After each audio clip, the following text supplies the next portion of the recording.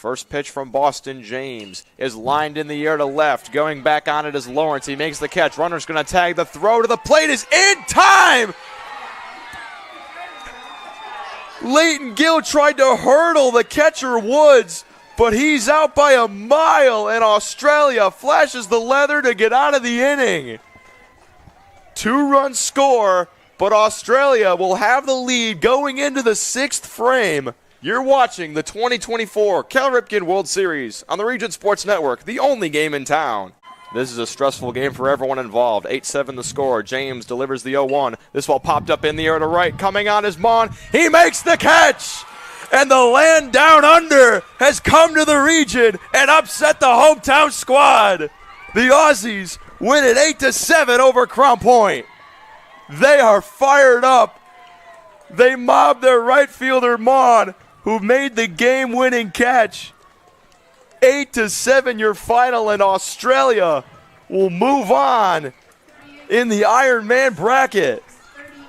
They win it 8-7 and survive the comeback attempt by Crown Point.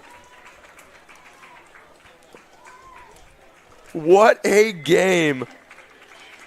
Australia, they wave to their fans. They're fired up. They didn't even know each other when the tournament started. But now they're the best of friends and are moving on.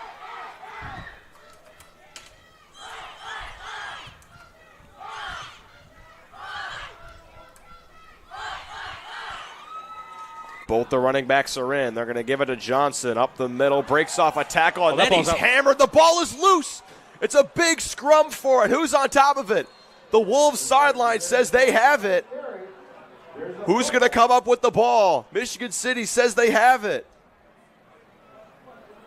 And they do. Michigan City comes up with a massive takeaway at midfield. Marquez Dabney, a name we called already for a big hit. Marquez Dabney has been out there laying the boom. He recovered the fumble. I believe that was the Mike linebacker, Isaiah Gibson, with the huge hit on the running back.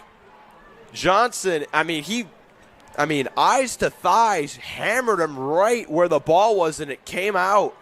4-0 Hoosiers, 2.5 minutes into this game.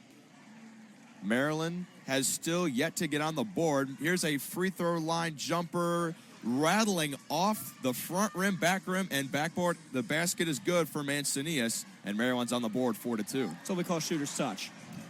Parrish at midcourt, gives to Scalia, left wing. Now back to Parrish, top of the key. Gets it to Moore McNeil. On the right wing, Garzone drives baseline. Underneath pass to Holmes. Easy floater. Basket is good. And the foul.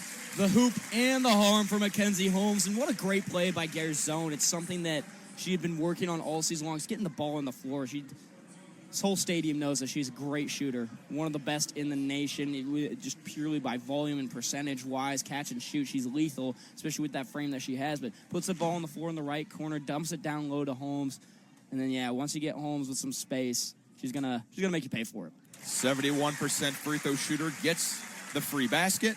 7-2 Indiana, 6:47 left to go in the first quarter.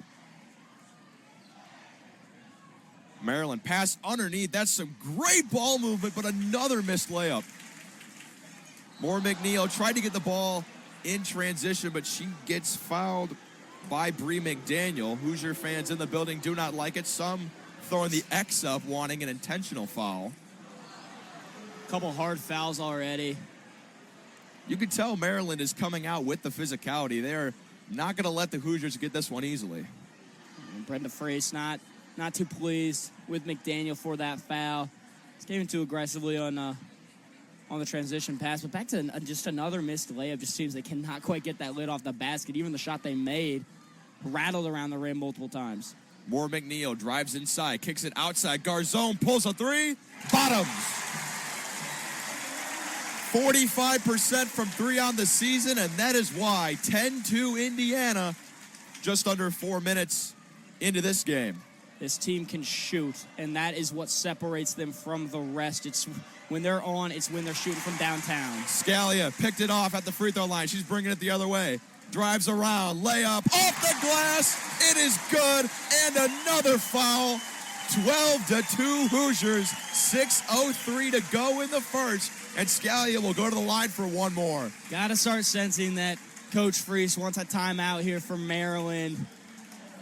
Things starting to get a little bit out of hand already. A 10-point deficit, and Sarah Scalia has gotten to the rim twice now. This time, again, gets through the contact. Back-to-back and ones for the Hoosiers. Lily Meister checks into the game for home. Scalia nails the free throw. 13-2 Indiana, 4 minutes into the first quarter. Maryland will walk it up, and they desperately need a basket on this possession, it seems. Emily Fisher checked in. Here's a three, top of the key, no good from Brianne Alexander. Parrish pulls down the rebound. Moore McNeil brings it up across the timeline to guard zone. She pulls into another three from the same spot, and it's the same result. 16-2, Indiana to start the contest, and Maryland is going to need to talk it over. And Assembly's on their feet. Yarn Garzone twice now making the Terps pay. Way too much space on the left wing. And yeah, 16 points in 4.5 minutes. That's a recipe for success right there, and definitely warrants a perfect 6 for 6 from the field from Indiana. 6 of 6, 1 of 6 for Maryland. That's 16%. They are 0 of 1 from 3. IU's 2 for 2. It's just been a rough start for Maryland. We will take a break and be back on WIUX. Welcome back to Assembly Hall. There is a fan that got posted on the Jumbotron little message on our phone that said NCAA tournament teams do not miss 6 layups in one half. That is what Maryland has done so far today. Brutal. Brutal world, isn't it? Only 24% shooting on the day for Maryland. They've only made 6 field goals.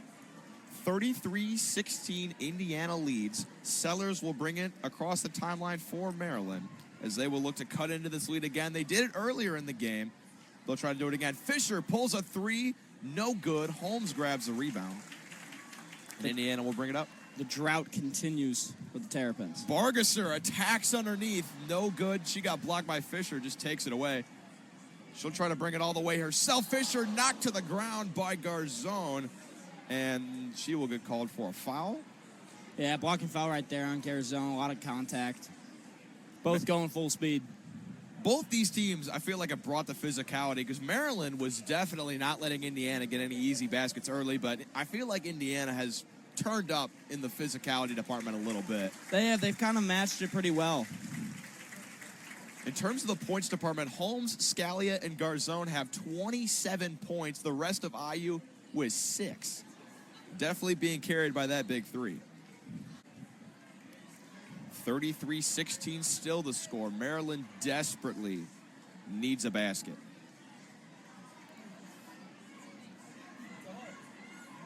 Inside Sellers drives. Layup no good. Gets her own miss. Kicks it back outside. 3 ball from McDaniel, no good. Bargesser grabs the rebound. Up ahead to Moore McNeil, intercepted. Sellers drives underneath. Layup no good again. That's 7 missed layups. Indiana with numbers the other way. Scalia pulls into a 3, knocks it down, and the lead is up to 20. Just can't have a 5-point swing like that if you're Maryland at this stage in the game. They're 0 of their last 9. The scoring drought is now at 7 minutes, and already a 20-point deficit. They really need to lock in for the last 2.5 of this first half. Ja'Kai Brown-Turner kicks it to Bree McDaniel. McDaniel drives left, almost got stripped by Parrish.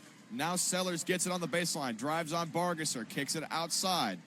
Drives inside. Brown-Turner off the backboard and good. And finally, for Maryland, the drought has ended. 36-18. They're still getting doubled up in the score department. Scalia pulls a transition 3, and it's good. Yeah, she set the single season Indiana 3-point makes record earlier this year, and she continues to be on a tear. She has made over 350 career 3-pointers, 357 to be exact, after 3 years at Minnesota and their second here for Indiana, and she just makes teams pay. 21-point lead for the Hoosiers. That is as high as it has been all day. Scalia just taking a victory lap on that 3-point record she's set.